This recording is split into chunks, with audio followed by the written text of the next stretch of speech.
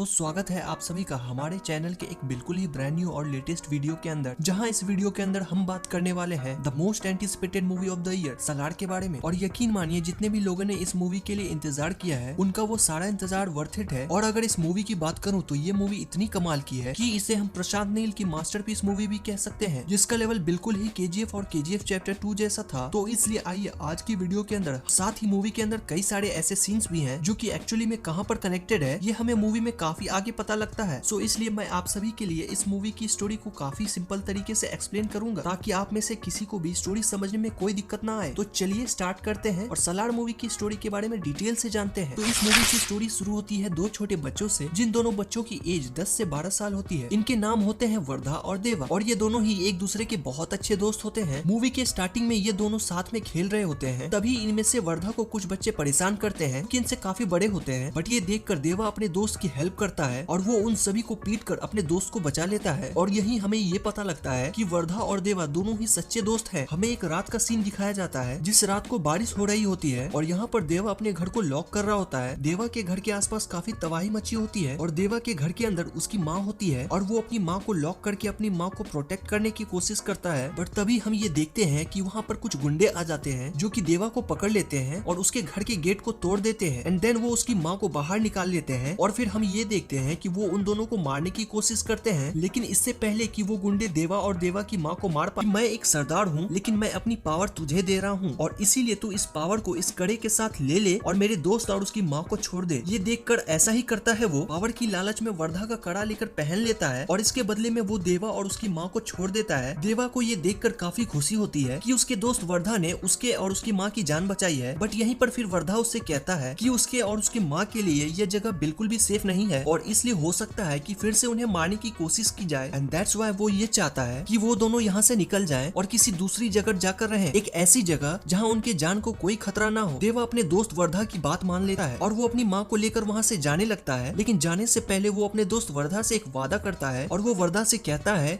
कि जिंदगी के अंदर अगर वर्धा को कभी भी देवा की जरूरत होगी तो वो बस उसे एक बार बुलाएगा तो वो तभी आ जाएगा। और साथ ही साथ देवा अपने दोस्त वर्धा से ये भी कहता है कि वो उसके लिए पूरी दुनिया तक को मार सकता है, इसलिए वो देवा की इन बातों को कभी ना भूले। और फिर इसके बाद देवा अपनी माँ के साथ वहाँ से चले जाता है और फिर यहीं पर ही वर्धा अपने दोस्त देवा को एक नया नाम देता है और वो उसे नाम देता है सलार। इसके बाद ही सीन शिफ्ट होता है और हम कुछ बहुत ही खतरनाक गुंडों को देखते हैं। यहीं पर ये लोग किसी को ट्रैकिंग कर रहे होते हैं और तभी ये लोग उसे ट्रैक करके ढूंढ लेते हैं। फिर हमें ये पता लगता है कि जिससे ये लोग ट्रैक कर रहे थे वो और कोई नहीं बल्कि श्रुति हसन है। ये सारे गुंडे श्रुति हसन का पता लगाते ही जल्दी से उसके बारे में अपने सुपीरियर्स को बताते हैं और फिर हम ये देखते हैं कि जो इनके सुपीरियर्स हैं वो बहुत ही बड़े गैंगस्टर्स हैं और वो ना ही सिर्फ बहुत पावरफुल है बल्कि उनके हाथों में गवर्नमेंट का कंट्रोल भी है। श्रुति हसन के बारे में पता लगते ही वो सुपीरियर गैंगस्टर्स अपने सारे लोगों को ये ऑर्डर्स देता है और सबको ये बताता है कि ये श्रुति हसन उसकी बेटी है जिसे हम मारना चाहते हैं, यानी कि हमारे दुश्मन की। लेकिन अब क्योंकि इसकी बेटी यहाँ इंडिया आ रही है सो इसीलिए इसके इंडिया आते ही हम इसे उठा लेंगे। और फिर इसलिए ये बोलकर वो सुपीरियर गैंगस्टर्स अपने सारे लोगों को उसकी फोटो भेज देता है। बट फिर इसी टाइम पर श्रुति हसन के डैड को इस बारे में पता लगता है कि उसकी बेटी इंडिया जा रही है और क्योंकि वो खुद इस टाइम पर न्यूयॉर्क में होता है और इसलिए वो इंडिया में एक आदमी को फोन करता है और उससे कहता है कि वो श्रुति हसन का ध्यान रखे और उसे उसके दुश्मनों से बचाए एंड उसे किसी तरह उस एक आदमी के पास पहुंचा दे, क्योंकि सिर्फ वही आदमी है जिसके पास मेरी बेटी सेफ रह सकती है। वो आदमी ऐसा ही करता है। वो श्रुति हसन के इंडिया आते ही जल्द से जल्द उसे किडनैप कर लेता है और उसे सीधा आसाम ले जाता है और आसाम में स्कूल टीचर के घर पे छोड़ देता है। और वो स्कूल टीचर को ऐसा विश्वास दिलाता है कि वो लड़की एक टीचर है जो कि उसके स्कूल में पढ़ाना चाहती है। और फिर यहीं पर हमें पता लगता है कि वो स्कूल टीचर और कोई नहीं बल्कि देवा की माँ होती है, यानी कि देवा और उसकी माँ काफी सालों से यहाँ पर रह रहे हैं। और इसके साथ ही यहाँ पर एंट्री होती है हमारे हीरो सलार की। अब वो श्रुति हसन को यहाँ पर इसलिए लाया होता है क्योंकि श्रुति हसन के फादर को ये बात पता था कि वो गैंगस्टर जो कि उसकी बेटी को ढूंढ रहे हैं वो पूरे देश में उसकी बेटी को कहीं भी पकड़ सकते हैं, लेकिन एक ही ऐसा आदमी है जो कि उसकी बेटी को बचा सकता है और वो है देवा। और इसीलिए उसने अपनी बेटी को यहाँ पर रखा है ताकि वो कुछ दिनों तक यहाँ पर छुप कर रह सके और जैसे ही मामला ठंडा हो वैसे ही वो अपनी बेटी को लेकर यहाँ से चला जाए। और फिर इसीलिए श्रुति हसन यहाँ पर एक टीचर बनकर रहने लगती है। लेकिन फिर कुछ दिनों बाद ही गैंगस्टर्स के कुछ गुंडे श्रुति हसन को आसाम के अंदर भी ढूंढ लेते हैं और इसीलिए वो लोग अपने सुपीरियर्स को ये बात बता देते हैं कि वो लड़की भी आसाम में छुपी है। इसके बाद ही स्टोरी के दूसरे सीन के अंदर हम अंग्रेज को देखते हैं जो कि इंडिया के एक आदमी से डील करता है और उससे कहता है कि उसके पास ट्रक भर के गन्स हैं जो कि उसे इंडिया से नेपाल पहुंचाना है, वो भी पुलिस से बच के। और फिर इसीलिए उस अंग्रेज ने जिससे बात की होती है वो आदमी भी सीधा उन सुपीरियर गैंगस्टर्स के गुंडों से बात करता है और उनसे कहता है कि वो ट्रक को इंडिया से नेपाल पहुंचाएं। जिसके बाद ही वो सारे गुंडे उस ट्रक के सारे कंटेनर्स के ऊपर एक स्पेशल स्टैंप लगा देते हैं, जो स्टैंप देखने में एक मॉन्स्टर जैसा होता है। और वो लोग अंग्रेज से कहते हैं कि इस स्टैंप को इस पूरे देश के अंदर कोई भी नहीं रोक सकता है। और फिर उसके लोग उसके ट्रक को ले जाने लगते हैं कि जैसे ही ट्रक थोड़ा आगे जाता है वैसे ही बहुत सारे पुलिस इस ट्रक को घेर लेते हैं। लेकिन जैसे ही पुलिस इस स्टैंप को देखती है वैसे ही पुलिस भी वहां से भाग जाती है। और फिर हमें पता लगता है कि ये स्टैंप जिस भी आदमी का है वो बहुत ही डेंजरस और पावरफुल है, इतना ज्यादा कि उससे पुलिस और सरकार भी डरती है। सुपीरियर गैंगस्टर्स का वो गुंडा इस ट्रक को ले जा रहा होता है एंड उसे अपने सुपीरियर्स का फोन आता है, जो लोग उससे कहते हैं कि अभी जो वो ट्रक को नेपाल लेके जा रहा है वो काम को वो बाद में करे, लेकिन उससे पहले वो आसाम जाए क्योंकि वहाँ पर उनके कुछ आदमियों को वो लड़की मिल गई है जिसे वो ढूंढ रहे थे और इसीलिए वो ये चाहते हैं कि उस लड़की को जल्द से जल्द उनके पास लाया जाए। इसके बाद फिर वो सारे गुंडे मिलकर जल्दी से आसाम जाते हैं और श्रुति हसन को पकड़ लेते हैं। बट इसी टाइम पर देवा और उसकी माँ भी वहाँ पर होते हैं कि वो सारे गुंडे मिलकर श्रुति हसन को वहाँ से ले जा रहे हैं एंड दैट्स व्हाई देवा की माँ देवा से कहती है कि वो जाकर उस लड़की की मदद करे। जिसके बाद ही देवा अपना असली रूप दिखाता है और वो उन सारे गुंडों को बड़ी जल्दी ही पीट देता है। साथ ही साथ देवा उस ट्रक के ऊपर भी अटैक कर देता है जिस ट्रक के अंदर स्टैंप वाले कंटेनर्स रखे थे। बट ये देखते ही जिस अंग्रेज का वो कंटेनर्स होता है वो अपने आदमी से कहता है कि आखिर तुमने तो ये बोला था कि इस पूरे कंट्री के अंदर इस स्टैंप लगे कंटेनर्स को कोई छू भी नहीं सकता है, तो फिर आखिरकार ये कौन है जिसने हमारे कंटेनर्स को ही उड़ा दिया। लेकिन फिर इतना पूछने के बाद ही उसे ये जवाब मिलता है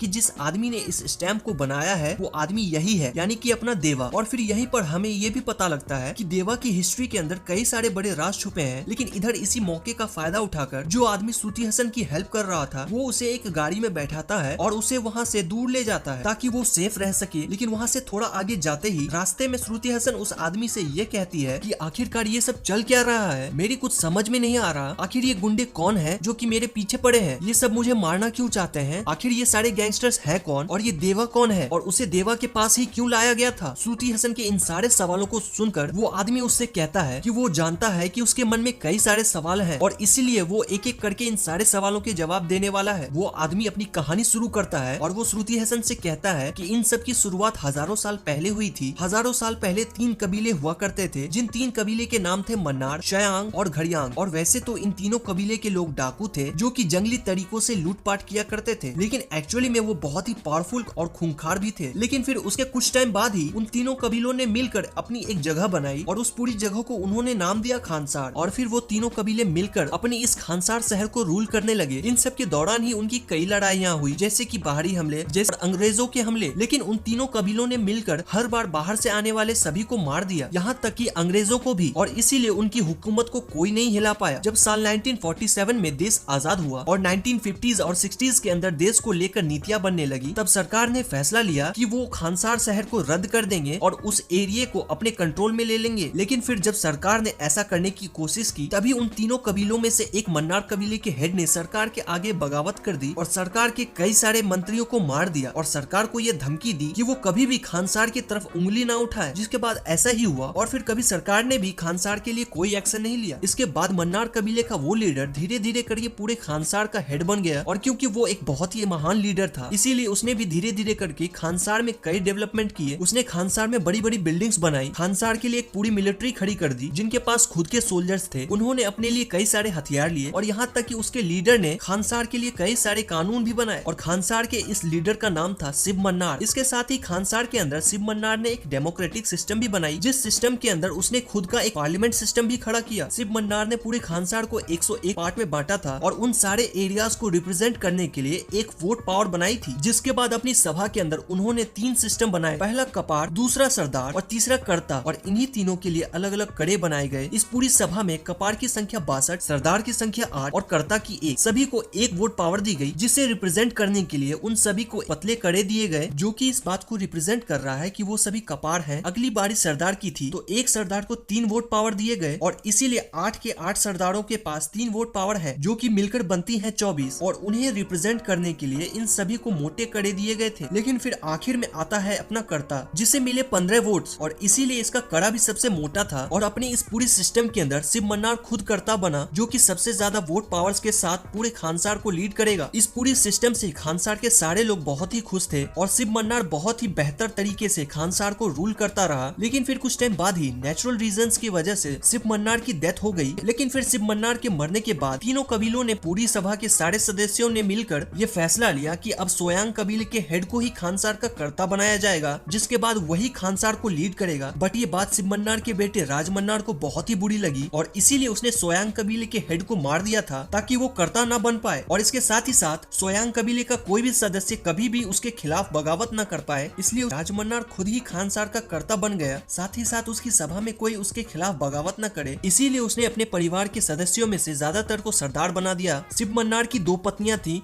जिनमें से पहली बीवी से उसे 2 बच्चे थे, जो कि थे एक बेटा और एक बेटी, जिनमें बड़ा वाला बेटा रुद्रा। इसके साथ ही दूसरी बीवी से इन्हें 2 बेटे थे, जिनमें से एक था वर्धा और दूसरा था वर्धा का छोटा भाई। और अब अगर आप सभी ने ध्यान दिया हो तो आपको पता लगेगा कि ये वही वर्धा है जो कि देवा का दोस्त है। इसके साथ ही हमें यहाँ पर यह भी पता लगा कि राज मन्नार का बेटा रुद्रा और उसकी बेटी का पति यानी कि राज मन्नार का जमाई और साथ ही साथ उसकी पत्नी का भाई यानी कि उसका साला, ये चारों सदस्य उसके सभा में सरदार थे और उसने अपने परिवार के सदस्यों को ही ये पद दिया था। लेकिन राज मन्नार ने वर्धा को कोई भी पद नहीं दिया था। लेकिन ऐसा इसलिए क्योंकि जब वर्धा छोटा था तभी राज मन्नार ने वर्धा को पोस्ट दी थी और उसने उसे एक सरदार बनाया था। लेकिन अगर आप सभी को याद हो तो मूवी के स्टार्टिंग के सीन के अपने रूल करने के साथ ही अपने पिता के बनाए कानून में भी बदलाव किए और कुछ कानूनों को बदल भी दिया था। और एक कानून ये भी बनाया था कि जो भी ताकतवर हो वो कर्ता से बगावत करके और उसे हरा के या फिर मार के खानसार के ऊपर रूल कर सकता है, यानी कि जो भी पावरफुल होगा उसी की डोमिनेंस चलेगी। इन सारे कानूनों और अपने तरीकों से राज मन्नार ने खानसार के ऊपर 25 सालों तक रूल किया था और उसके पूरे राज के अंदर कभी भी कोई कमी नहीं आई। लेकिन फिर एक दिन अचानक से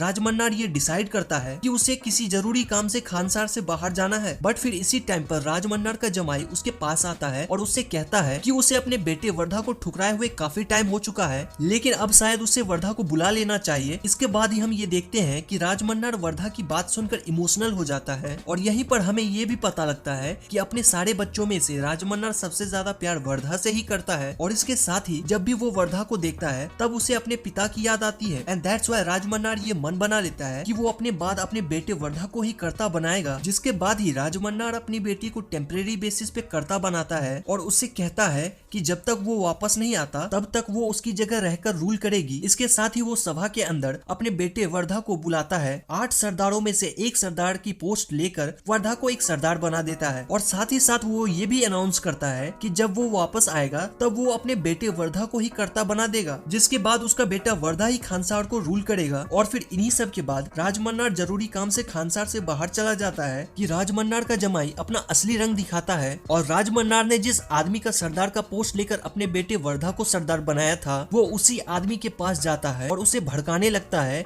कि राज मन्नार ने उसके साथ गलत किया है। अब हमें यहीं पर यह भी पता लगता है कि ये आदमी उसी आदमी का बेटा होता है जिस आदमी को वर्धा ने बचपन में अपना कड़ा दिया था और अपने सरदार का ओहदा दिया था। और यहीं पर राज मन्नार का जमाई उसी बात को बोलकर इस आदमी को भड़का देता है और उसे कहता है कि अगर वो चाहे तो अपनी पोस्ट को बचा सकता है और इसके लिए बस उसे वर्धा को खत्म करना होगा। वो आदमी अपने सरदार की पोस्ट को बचाने के लिए वर्धा को मारने के लिए तैयार हो जाता है, जिसके लिए वो तैयारी भी करने लगता है। लेकिन तभी दूसरी तरफ हमें ये भी पता लगता है कि राज मन्नार के इस फैसले से उसका बड़ा बेटा रुद्रा भी बहुत गुस्सा है। रुद्रा को इस बात की जलन होती है कि राज मन्नार का सबसे बड़ा बेटा वो है, लेकिन फिर भी राज मन्नार ने उसके होते हुए उसके छोटे भाई वर्धा को कर्ता बनाने का फैसला लिया और इसीलिए इसके मन में भी वर्धा के लिए घृणा आ जाती है और वो वर्धा को मारने की कोशिश करता है। इसके बाद ही वर्धा के खिलाफ के सारे लोग एक साथ हो जाते हैं और वो सब मिलकर वर्धा को मारने जाते हैं और वो ये सोचते हैं कि वो सभी वर्धा को मार देंगे जिससे कि वर्धा कभी कर्ता नहीं बन पाएगा और उन्हें भी कभी कोई दिक्कत नहीं होगी। लेकिन फिर तभी ये बात राज मन्नार की बेटी को पता लग जाता है, वही बेटी जो कि टेम्परेरी बेसिस पर यहाँ पर कर्ता थी, और वो ये जान जाती है कि वर्धा को मारने की कोशिश की जा रही है। और वैसे तो वो भी वर्धा से नफरत ही करती थी, लेकिन वो ये सोचती है कि उसके फादर ने उसे जिम्मेदारी दी है, इसीलिए अगर उसके राज में कुछ गलत हुआ तो वो अपने फादर का भरोसा खो देगी एंड दैट्स व्हाई वो ये फैसला लेती है कि वो ये सब रोक कर ही रहेगी। इधर हम ये देखते हैं कि वर्धा के सारे दुश्मन मिलकर वर्धा को मारने के लिए आ जाते हैं, उसे उसके घर से भी निकाल लेते हैं। लेकिन जैसे ही वो उसे मारने वाले होते हैं वैसे ही खानसार शहर के अंदर बहुत बड़ी बड़ी घंटियों की आवाज आने लगती है और हमें पता लगता है कि ये एक सीज फायर है, जिस सीज फायर को खानसार का कर्ता ही डिक्लेयर कर सकता है। और यहाँ पर ये सीज फायर को राज मन्नार की बेटी ने डिक्लेयर किया है। इसके बाद ही मीटिंग होती है,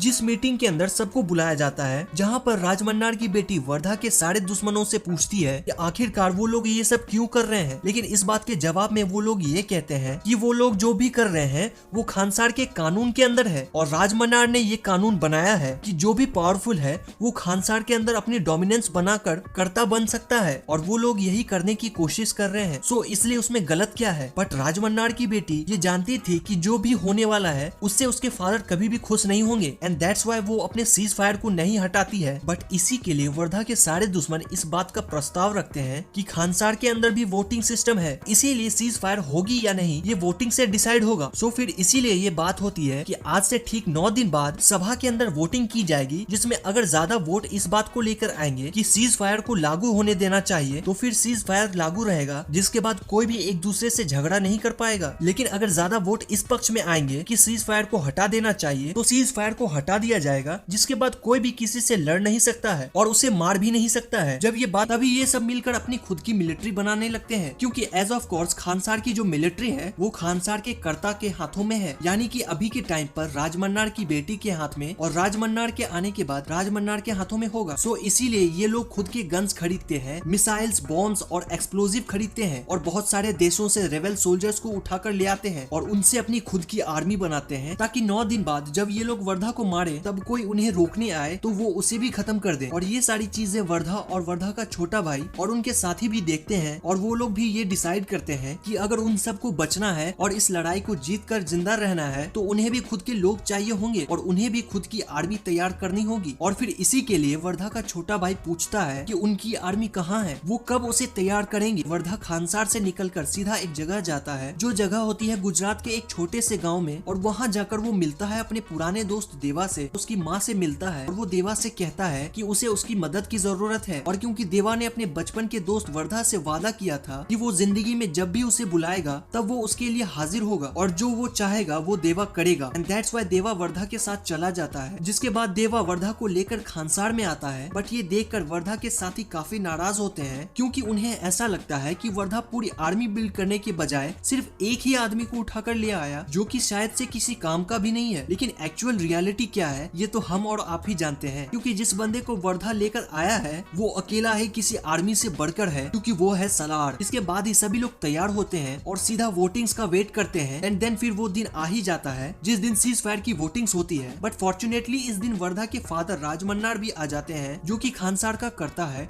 विथ 15 वोट्स। और इसीलिए जब वोटिंग्स होती है तब पहले तो सीज फायर को हटाने को लेकर ज्यादा वोटिंग्स आती है, लेकिन फिर जैसे ही राजमन्नार अपना वोट डालता है वैसे ही उसकी 15 वोट्स की वजह से पूरी की पूरी वोटिंग्स बराबर हो जाती है और फिर आखिरी वोट बचता है वर्धा का। एंड साथ ही साथ सब कुछ वर्धा पर डिपेंड कर रहा था कि वो सीज फायर लागू रखना चाहता है या फिर सीज फायर को हटा देना चाहता है। वर्धा के फादर राजमन्नार ऐसा सोचते हैं कि वर्धा सीज फायर को लागू रखेगा और उसी के लिए वोट भी करेगा, ताकि सीज फायर लागू रहने से कोई भी लड़ाई झगड़ा नहीं होगा और फिर मेरा बेटा वर्धा मेरी जगह लेकर खानसार को नॉर्मली रूल करेगा। क्योंकि वर्धा सीज फायर को हटाने के लिए वोट करता है और फिर क्योंकि सीज फायर को हटाने के लिए ज्यादा वोट्स आते हैं इसीलिए खानसार के अंदर सीज फायर को हटा दिया जाता है। बट ये देखकर वर्धा के फादर राजमन्नार को काफी शौक हो जाते हैं और वो ये सोचते हैं कि आखिरकार वर्धा ने ऐसा क्यों किया। लेकिन फिर यहीं पर स्टोरी में हम ये देखते हैं कि वर्धा और देवा पहले से ही ये डिसाइड कर चुके हैं कि अब वर्धा और किसी से नहीं डरेगा और अब वो सीज फायर को हटाकर अपने सारे दुश्मनों से लड़ेगा और देवा के साथ मिलकर उन सबको खत्म कर देगा। इसके बाद ही प्रेजेंट टाइम के अंदर रुद्रा और जो भी लोग वर्धा के खिलाफ हैं वो सब के सब अपनी टीम और आर्मी को लेकर तैयार हो जाते हैं और जंग की शुरुआत करने लगते हैं। लेकिन अब इधर वर्धा भी देवा के साथ तैयार था, इधर ही वर्धा के ऊपर कई सारे हमले भी होते हैं और उन्हीं हमलों के अंदर वर्धा और देवा मिलकर उन सभी को मारते हैं और खुद की जान बचाते हैं कि ये तो इनकी लड़ाई की सिर्फ शुरुआत ही है। एंड इधर दूसरी तरफ हम ये देखते हैं कि राजमन्नार अपनी बेटी के साथ होता है, बट तभी उसी टाइम पर एक आदमी राजमन्नार पर अटैक कर देता है, जिस अटैक से राजमन्नार बच जाता है और वो उसे पकड़कर घायल कर देता है। और जब वो उससे पूछता है कि वो आखिरकार कौन है और उसने उसके ऊपर क्यों अटैक किया, तब वो आदमी राजमन्नार के सामने एक बहुत बड़ा खुलासा करता है। वो राजमन्नार से कहता है वो शोयांग कबीले से है, वही कबीला जिस कबीले के हेड को आज से कई साल पहले खानसार का कर्ता बनना था, लेकिन राजमन्नार ने उसे धोखे से मार दिया था और उसके साथ साथ उसके पूरे कबीले के लोगों को भी खत्म करवा दिया था। बट जब राजमन्नार के आदमी पूरे शोयांग कबीले के लोगों को मार रहे थे तब उसी टाइम पर उन्होंने अपने कई सारे बच्चों को छुपा लिया था, जिससे कि उन सारे बच्चों की जान बच गई थी और वो उन्हीं में से एक बच्चा है। इसके साथ ही वो ये भी बताता है कि राजमन्नार का जमाई भी एक शोयांग है और उन्हीं की तरह सैकड़ों शोयांग शोयांग जिंदा है, जो कि कई सालों से युद्ध की तैयारी में है और अब वो राजमन्नार की पूरी सल्तनत को खत्म करने वाले हैं और इसी तरह से वो लोग अपने माता पिता और अपने पूरे कबीले का बदला लेंगे। इसके साथ ही वो राजमन्नार को ये भी बताता है कि हमारे कबीले के जिस हेड को उसने मारा था, उसके लोगों ने उसके बेटे और उसकी बीवी को भी मारने की कोशिश की थी, लेकिन उसके बेटे और उसकी बीवी की जान बच गई थी। और फिर हमें ये भी पता लगता है कि शोयांग कबीले के हेड की जिस पत्नी और बेटे की वो बात कर रहा है, वो और कोई नहीं बल्कि देवा और उसकी माँ है। यानी कि देवा ही वो बच्चा है जो कि शोयांग कबीले के हेड का बेटा था, यानी कि वही जिसे राजमन्नार ने मार दिया था। मतलब कि देवा के फादर को मारने वाला और कोई नहीं बल्कि उसी का सबसे प्यारा दोस्त वर्धा का पिता राजमन्नार है। साथ ही साथ यहाँ पर वो आदमी राजमन्नार से ये भी कहता है कि तुमने हमारे हेड को मारा था, जो हेड खानसार का भी लीडर बनने वाला था, और अब क्योंकि देवा उसका बेटा है इसीलिए अब वही हमारे कबीले का हेड है और रियलिटी के अंदर वही खानसार का असली लीडर भी है, यानी कि खानसार का असली कर्ता। इसके बाद ही राजमन्नार अपनी बेटी से बात करता है और वो बेटी से ये भी कहता है कि वो कुछ टाइम पहले जब खानसार से बाहर गया था तो वो एक बहुत ही जरूरी काम से गया था। असल में उसे एक खबर मिली थी कि खानसार के अंदर से ही कोई है जिसने बहुत बड़ी मात्रा में गन्स और बॉम्ब्स का ऑर्डर दिया था और इसलिए वो ये जानता है कि खानसार के अंदर कोई तो है जो कि खानसार में बगावत लाना चाहता है। और फिर यहीं पर हमें पता लगता है कि राजमन्नार जो भी सोच रहा है वो बिल्कुल सही है, क्योंकि खानसार के सभा का ही एक मेंबर जो कि राजमन्नार के भी काफी करीब होता है, उसने खानसार के अंदर बहुत बड़े पैमाने पे बंदूकें, मिसाइलें और बॉम्ब्स को इकट्ठा कर लिया होता है और अब वो इस तैयारी में है कि वो खानसार के ऊपर अटैक करे। लेकिन फिर यहीं पर ये मूवी एंड हो जाती है। अब हालांकि ये मूवी तो यहाँ पर एंड हो चुकी है, लेकिन अपने पार्ट 2 के लिए और आने वाले सीक्वल के लिए बहुत बड़ा फ्यूचर खोल दिया है और अब हमें आगे कई सारी बड़ी बड़ी लड़ाइयाँ देखने को मिलेंगी। सो मेरे अकॉर्डिंग तो ये होगा कि जो भी हम सभी ने सलार पार्ट 1 सीज फायर के अंदर देखा है वो तो इस पूरी फ्रेंचाइजी का सिर्फ एक ट्रेलर था, क्योंकि असली तबाही आगे होने वाली है। सो दोस्तों यही थी वीडियो सलार मूवी की स्टोरी और इसकी एंडिंग के ऊपर। आप सभी को ये वीडियो कैसी लगी मुझे कमेंट्स के अंदर जरूर बताएं और अगर आप सभी का कोई और रिकमेंडेशन हो तो वो भी कमेंट्स के अंदर बता सकते हैं। वीडियो पसंद आई हो तो लाइक करें, चैनल को नहीं सब्सक्राइब किया है तो अभी के अभी सब्सक्राइब करें, वीडियो को शेयर करना चाहते हैं तो ज्यादा से ज्यादा शेयर करें और मैं आप सबसे मिलता हूँ ऐसे ही और बेहतरीन वीडियो में। Till then take care and good bye.